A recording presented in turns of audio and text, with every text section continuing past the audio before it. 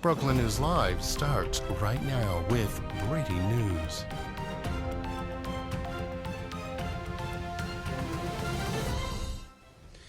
Alrighty, welcome here live into Brooklyn News Live. It is 9 a.m., another weekend special edition here. Time now 9:04 a.m. We do have a lot we're going to get to, so stick with us here. You see behind me, round two of the snowstorm has already come through. We are going to have an inch total of how much we ultimately receive. That's coming up at 2 p.m. So stick with Brooklyn News for that. Right now, you're taking a look there on the left side of your screen, the live there in Brooklyn. At the conditions on the roadways, I'll tell you, it was much more clear yesterday afternoon. So that is something to talk about. What is also going to be the big story now that snow has already arrived, it's going to, just put it to be simple, the temperatures. This is a look just at what we're going to be getting ourselves into. Jonesboro is that red color, so that's kind of what we're going to be following here. It is going to get colder, you guys. We are going to see things get colder, and we're going to talk more about that a little earlier. You see, it almost touches zero. Jonesboro almost gets there to zero. You see where that red line is, that 32-degree mark. So that's all going to be something to, of course, watch for, and that we will be watching for. Want to take you through your hourly, hour-by-hour forecast there now on your screen. We could see a little more snow start to fall later today, 11 a.m. I should say. It picks back up at 1 p.m., but then by 2 p.m. we're back to a 20% chance there. So we're going to see today it's going to be mostly cloudy. It's going to be extremely cold, but that's just a look right now at your hour excuse me, hour by hour forecast there, and kind of what things look like right now. So we're going to continue following every aspect of this storm. Getting an hour by hour look now on your screen as we are continuing to follow this storm as it has made its way outside of our area. It's almost outside of our area. So we're going to keep monitoring that. Back to traffic, though. I want to take you one moment, guys. Sorry, we're getting some things together. I want to take you back to traffic right now. We were just showing you on the left side of your screen now, this side, what the forecast is, what the roadways are looking like. You can take a look full screen now at the entire state of Arkansas, just showing you those conditions. You'll see the purple in the far southern parts of Arkansas. That is going to be ice. The blue, where we're seeing right here in northeast Arkansas, that is snow. Snow, of course, I mean, it's harsh. It's not easy to drive on, but it's better than ice. Ice is no good for anyone to be driving on. So if you're in any part of southern Arkansas tuning in right now, stay off the roads, guys. Stay indoors. We're following every aspect of the storm right here. I'm outside, so you guys don't have to be. I'm reporting on the conditions, so you guys can know what's going on outside your front door. So stay inside for now, guys. So a lot going on, a lot we're going to continue to follow. Want to take you to your 3-day forecast now. As I was saying just moments ago, it's only going to get colder, and that's what we're seeing right here in your 3-day forecast. Take a look at this. By Monday, high of 20, low of 8. Tonight's low, got to be -1. Right now, let me actually check. Let me get my phone out here and check what the high is right now. The high, we're looking at 18 degrees right now. It feels like 0. 18 degrees feels like -1, actually. So that is I mean, it already feels like -1 out here right now. Luckily, I am I'm inside. I just the behind me is unlocked, so I'm in a garage, but behind me is where you can see, of course, the outdoors. So by Tuesday, things are going to heat up just a little. Noted, it doesn't get above freezing. That's the real headline. Things are not going to be getting above freezing until, I mean, really, we don't even close to it. I believe the forecast suggests Friday is when we're even going to get close to being above freezing. So this snow, it's going to be sticking around for quite some time.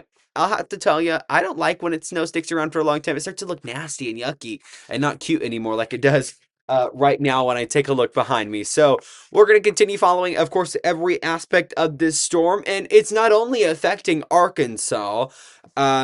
It's affecting almost the entire country. I want to take you to this camera right here. This is live in Washington, D.C. This snowstorm has made its way all the way there. So that's going to be something, another aspect really just to talk about here. I want to take a look right now at radar here in Jonesboro, though. Give me one moment and we'll have it pulled up on your screen. Here's a look at the radar in Jonesboro showing you see the blue and the pink. That's the two big colors. So the blue going to be the snow, the pink going to be that sleet mix. Memphis now starting to see some of this. I want to play some video for you here because Governor Sanders yesterday morning, she was on the Fox News channel, and I did want to play some video of her there. So give me just one moment to get it pulled up. Here's Governor Sanders yesterday on Fox News.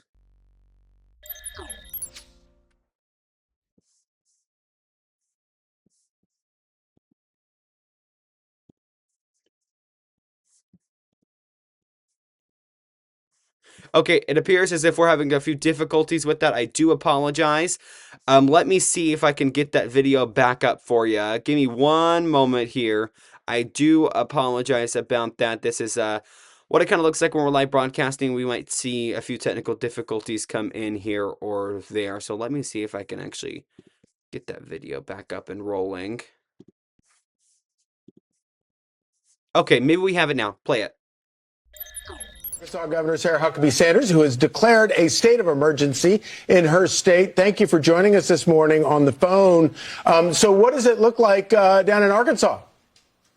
Well, certainly it is very cold here, very abnormal temperatures for our state, but we've had amazing teams that have been working around the clock to prepare for the storm that's hitting. We're in the middle of the first wave and expecting a second one to hit later today and into tomorrow. And like I said, we've done a lot of work to get ahead of the storm.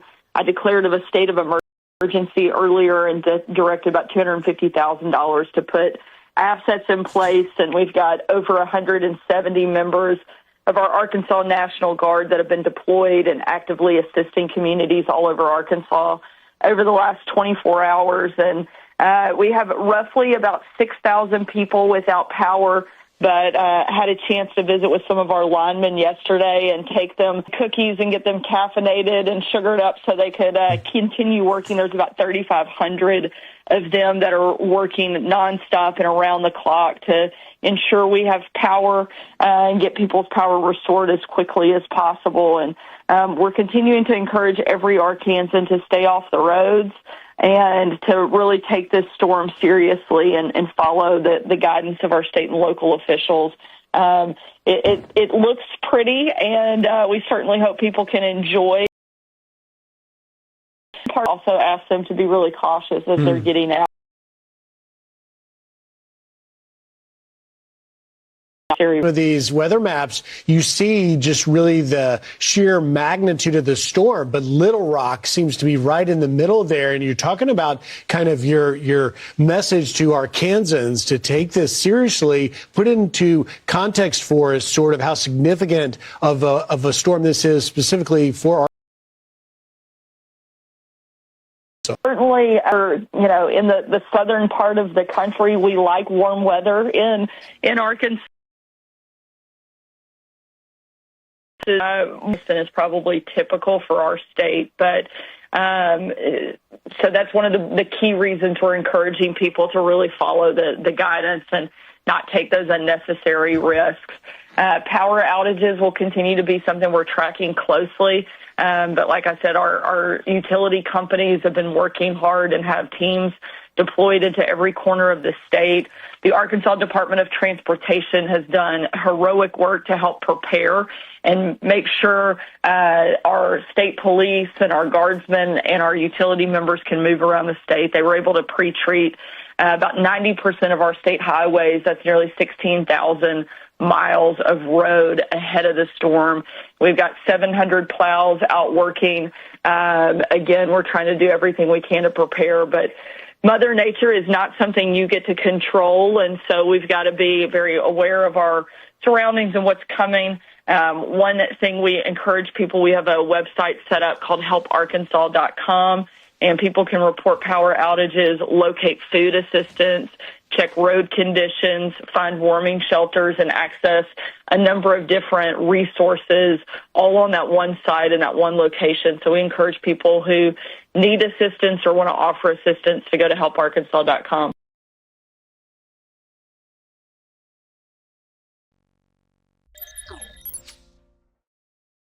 Arkansas Governor Sarah Huckabee Sanders there on just kind of the preparations going into this. I'll tell you, I don't have any images that I'm able to show you right now, but when we were out and about yesterday checking on road conditions so we have accurate reporting to you, there was a lot of people on the road, but I will say there was some localized roads that were seeing the moral part of all of this. And I think that's the story. Every time we get snow, I say that every time. The localized roads, so roads that likely your neighborhood's on, unless your neighborhood has come through and plowed those roads.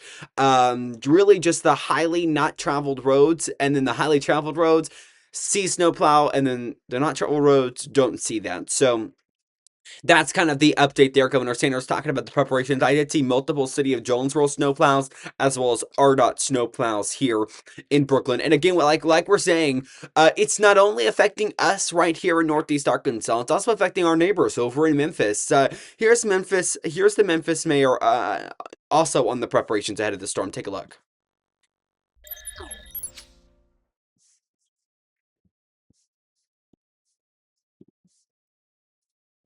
Okay, looks like we're also having problems with this video. You'll have to give me one moment. I don't know why we're having so many issues right now. But maybe we can get this one fixed as well. So please stand by with me here quickly, and I'll have that fixed. It's right here. Sorry about this, you guys. Do we have it now? Looks like we have it. Okay, roll the video.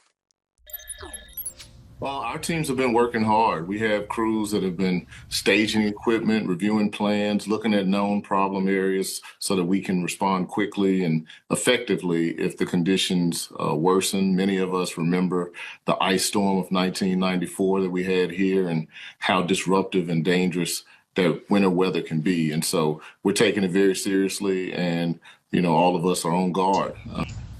Well, we've certainly dealt with storms before, but we're in the South, and so once or twice a year things like this happen. But most of the time it's snow, and when it's snow, we can handle it. Our plows work when it's snow, but when we deal with ice, that's when it gets much more challenging.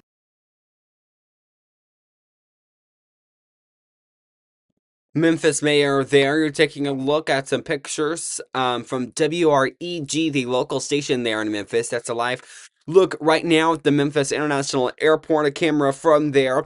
This comes as it's not only affecting travel here on the ground, it's affecting air travel as well. FedEx announcing they're going to be seeing some delays, and you might expect some possible service disruptions. This is a statement coming in from FedEx. They say, quote, FedEx has activated contingency plans to mitigate the impact of winter storms at the Memphis and Indianapolis hubs.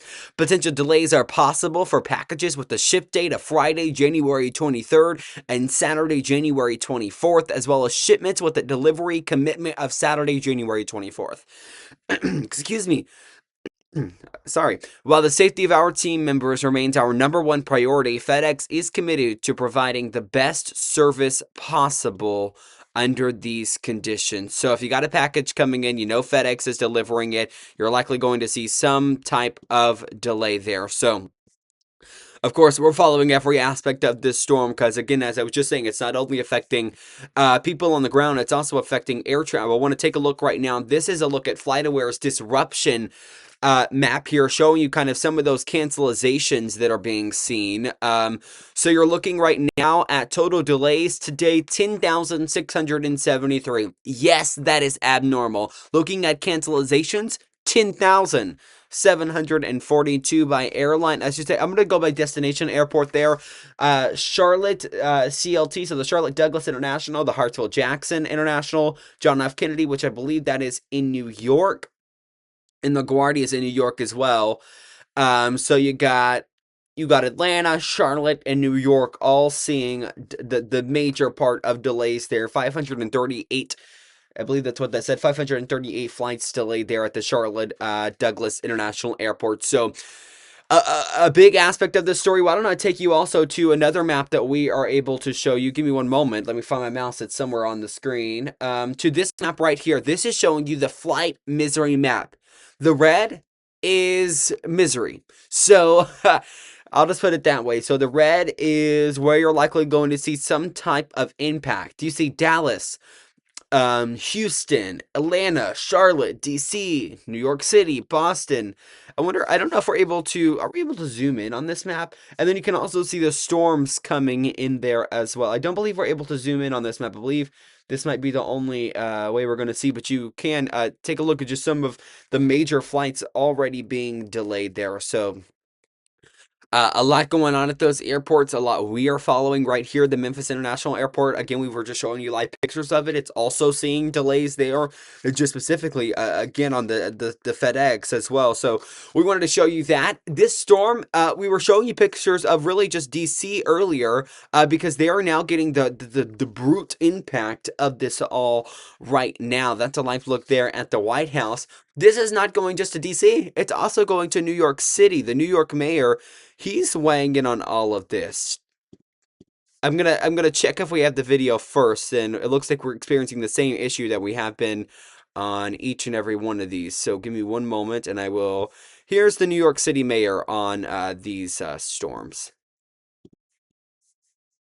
Okay, and it looks like his video's also having some issues. I apologize about this. Usually, this is not. I've never experienced this type of problem, so I'm trying to work through it to the best of my ability. Okay. Okay, give me one moment here. I'm going to get it in. I'm not sure why we're having issues like this. I've never had any. Okay, here we go. Roll it. New York City's strongest are on the front line. On Friday morning, the Department of Sanitation began preparing our roads and highways for the snowstorm. Thousands of DSNY trucks have been converted into snowplows, transforming our city sanitation department into the nation's largest snow fighting force. This weekend, each 12-hour shift will be staffed by more than 2,000 sanitation workers. As soon as the first snowflakes fall, crews will begin salting roads in every neighborhood in every borough. And once there's more than 2 inches of snow on the ground, plows will roll out across more than 19,000 lane miles of roadways and bikeways. The job doesn't just stop at the curb. The city's emergency management team is at the ready, coordinating our response and making sure that New Yorkers are informed every step of the way. We're ready, but we need you to do your part too. Here's how. If you're a property owner, you're responsible for clearing the snow and the ice from your sidewalk. And while sanitation workers are clearing our streets, trash and recycling pickup may be delayed. You can call 311 or check nyc.gov/DSNY for updates. For all other updates, be sure to sign up by texting Notify NYC to 692-692. My ask to you is to avoid unnecessary travel on Sunday. So the New York City mayor, this is his first winter storm as the mayor there, so we'll see how things go on that aspect of things. So really just talking about it's affecting almost the entire country. So a large part of the East and us right here in the South experiencing ice and snow. So of course we're following every aspect of this.